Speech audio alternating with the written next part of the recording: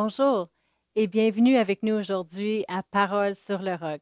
Aujourd'hui, nous allons continuer notre thème sur nos pensées, parce que nos pensées, ils forment notre vie, nos pensées forment notre façon d'agir et de réagir. Tout provient d'une pensée. Toute parole qui sort de notre bouche a commencé avec une pensée.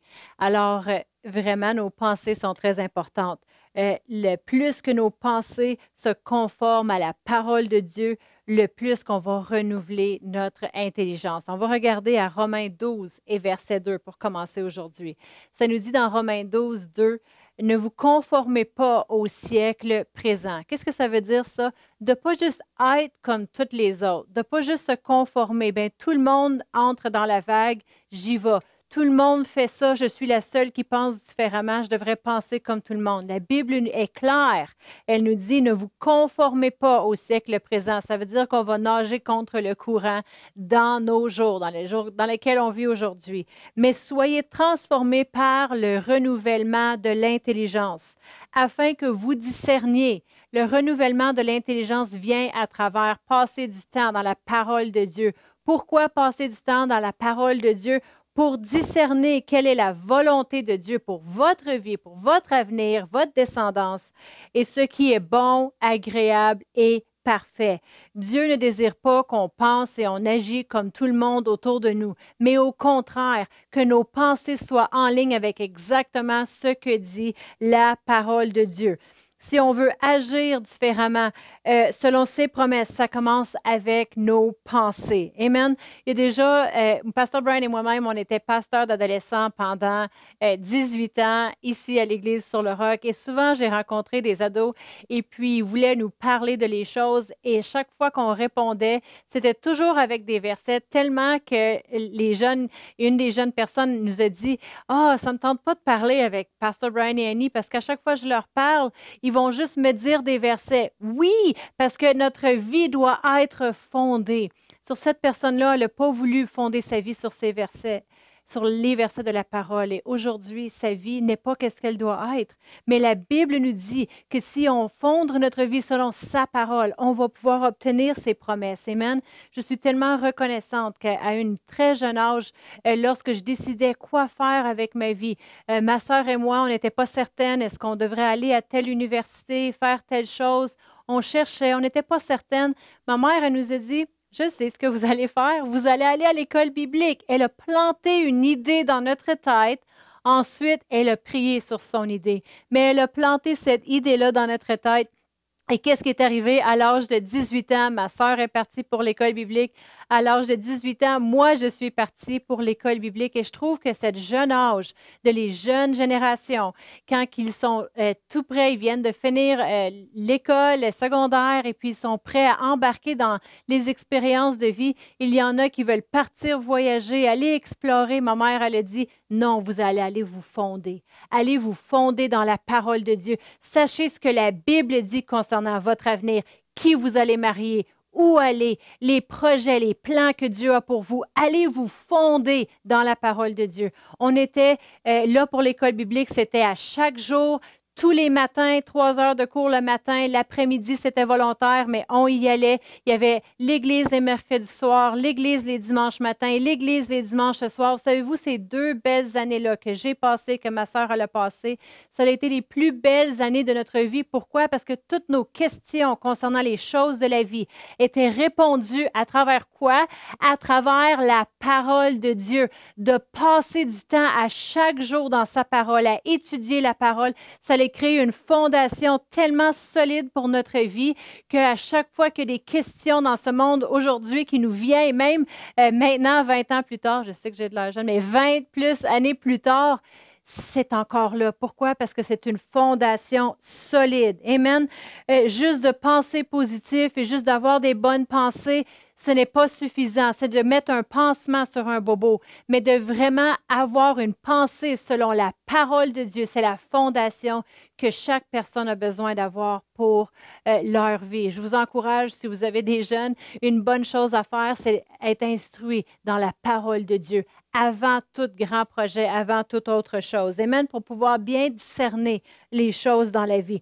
1 Corinthiens 2 et verset 16, ça dit, « Car qui a connu la pensée du Seigneur pour l'instruire? Or, nous avons la pensée de Christ. » Comment qu'on a la pensée? À travers sa parole.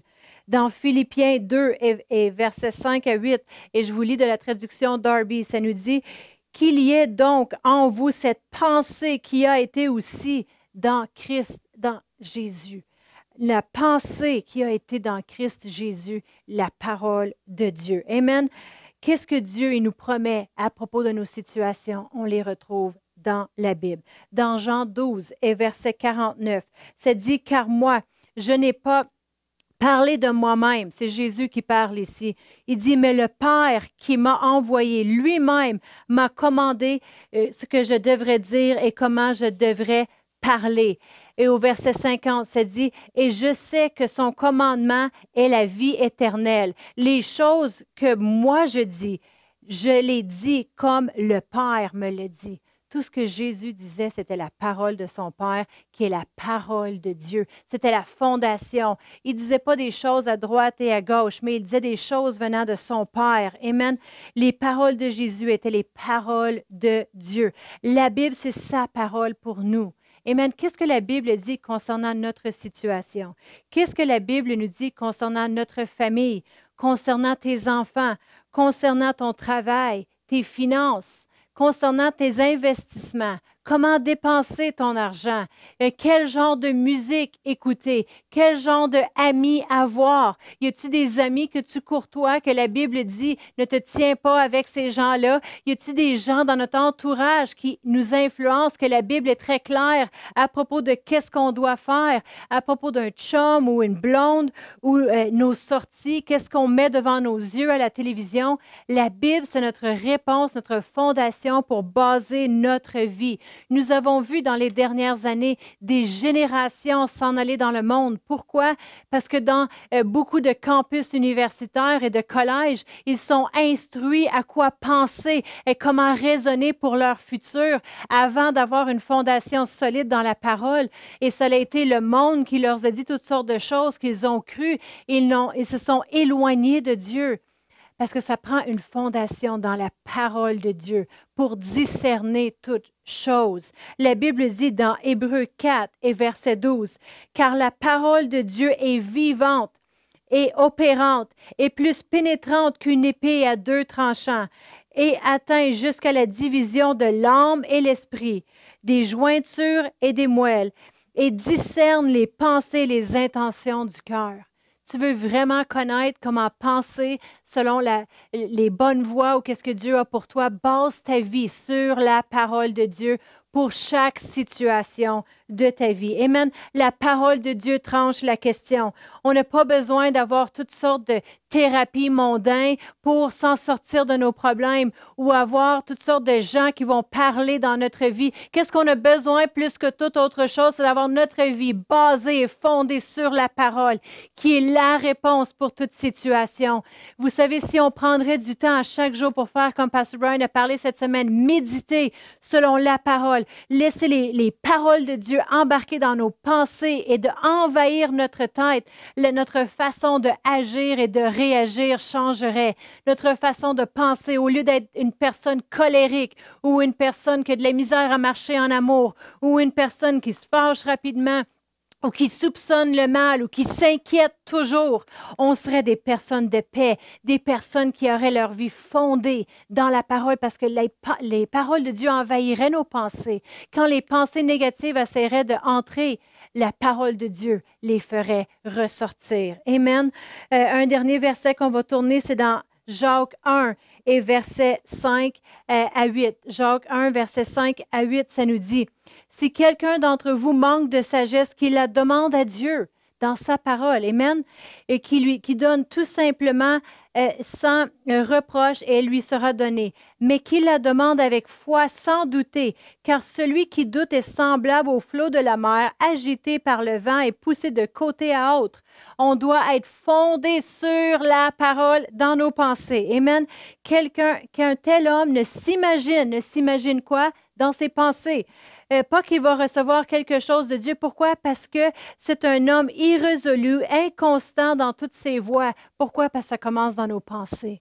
On doit tellement renouveler nos pensées selon la parole de Dieu que c'est la fondation pour le restant de notre vie. Où nous allons, ce que nous faisons, les gens avec qui on courtoie, les choses que l'on dit avec notre bouche sont en ligne avec la parole de Dieu. Les gens vont dire toutes sortes d'expressions. Ils vont dire, ah, Dieu est en contrôle. On n'a pas à s'inquiéter de les situations. Dieu, il prend soin. Qu'est-ce que Dieu a dit vraiment? À moins que ce soit trouvé dans un verset que tu aies pris le temps de prier et de le déclarer pour toi-même. Trop souvent, les gens veulent juste se laver les mains de les problèmes et dire, ah, Dieu va prendre soin, que sera, sera. Non, on doit avoir notre vie fondée et basée sur la parole. Sinon, ça va être comme dans Jacques, qu'on ne pense pas recevoir quelque chose de Dieu. C'est comme un homme irrésolu.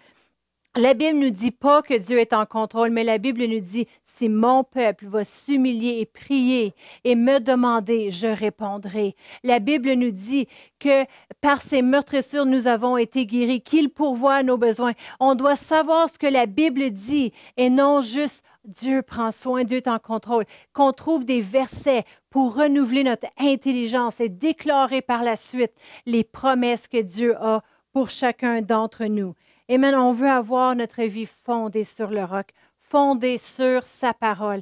Alors, laissons la parole de Dieu envahir notre pensée, établir notre standard de vie. Amen. Je vous encourage, surtout si vous avez des jeunes, de les instruire que la Bible est la fondation solide pour leur vie. Amen. Prenons le temps aujourd'hui, décidons que la Bible, c'est notre fondation sûre, qu'on ne soit pas porté avec les médias et avec toutes les croyances de les gens autour de nous sans discerner, sans savoir quoi faire.